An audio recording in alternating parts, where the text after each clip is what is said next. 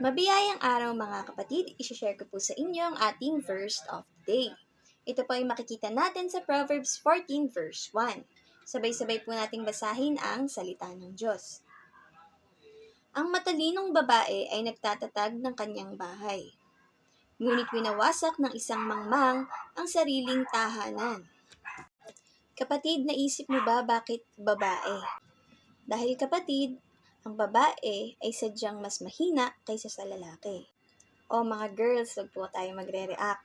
Alam naman po natin na yung iba strong independent woman. At alam naman natin that you're embracing it. Pero sa totoong buhay, ang man talaga ang mas stronger than woman.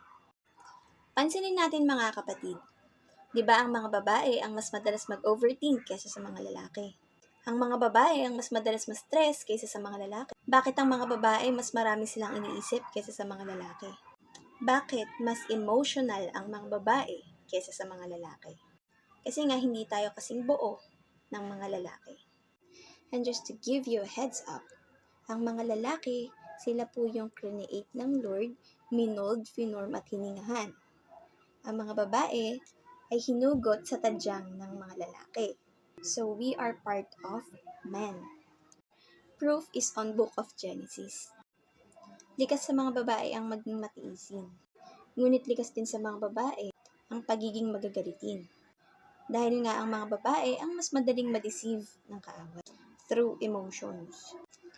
Most of the women kasi nowadays, nakikipagtakutan na sa mga lalaki. Nakikipagparamihan na rin. Masaktan lang ng konti or mapaso sa isang relasyon, tumatalo na sa kabila. And then claim to be a strong independent woman. This is not for everybody. But aminin natin, there are some women nowadays na binabago ang definition ng strong independent woman. Ang pagiging strong independent woman ay kaakibat ng pagiging wise. Mga kapatid, kapag iniwan tayo, we don't need to show our exes, dahil ex na nga sila, about our worth. Kung mag-ayos ka, kung maging maganda ka, kung mas maging maganda yung buhay mo, it's up to you. Hindi mo na kailangang sabihin na ako nga pala yung sinayang mo. Mga kapatid, ang kailangan natin ay mag-matured. Dahil kung hahanap lang din tayo ng kasunod na relasyon, ay para ka lang din kumuha ng batong iuuntog mo sa ulo mo. Kung sa una ay hindi ka marunong magtiis, panigurado sa susunod ay hindi ka rin marunong magtiis. Kung palaging ang nakikita natin ang kapwa natin ang nagkakama, at ikaw ang palaging tama, baka may problema sa atin. Let's try to check ourselves. Huwag tayong magpapadala sa bugso ng damdamin. Huwag tayong magpapadala sa galit, sa inis, sa tampo. Huwag tayong mag-end up nang hindi tayo lumalaban. Dahil ang pagtakas o pagtalikod ay hindi nagre-represent ng katapangan. Girls, we have to face it. Uulitin ko mga kapatid, hindi ito para sa lahat. Ang sitwasyon na sinasaktan talaga sila ng kanilang asawa. And their case are valid. Pero kung minsang hindi ka lang mapagbigyan, nagalit ka, nagtampo ka, umayaw ka, that is not normal. Kapatid, you have to be matured. May nasabi lang sa'yo na hindi maganda, o hindi nyo lang napag-usapan ng isang bagay, gusto mo na agad umayaw, kapatid, that's not valid. Lalo na kung may mga anak kayo. Dahil maaapektuhan ang mga anak nyo sa sitwasyon nyo.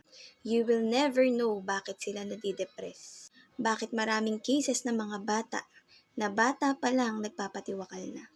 Because of the parents. Kapatid, ang matalinong babae ay nagtatatag ng kanyang tahanan. Huwag mo nang isiping isisi sa mga lalaki. Dahil ang mga lalaki, mas malaki ang gampanin nila sa Panginoon. If they failed to do their duties to their family, pananagutan nila yon sa harapan ng Panginoon.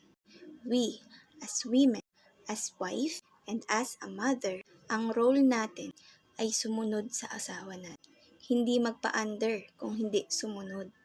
We are also the voice para sa mga anak natin. Kasi most of the women din, ng mga mothers, ay ini-invalidate ang pakiramdam ng kanilang mga anak.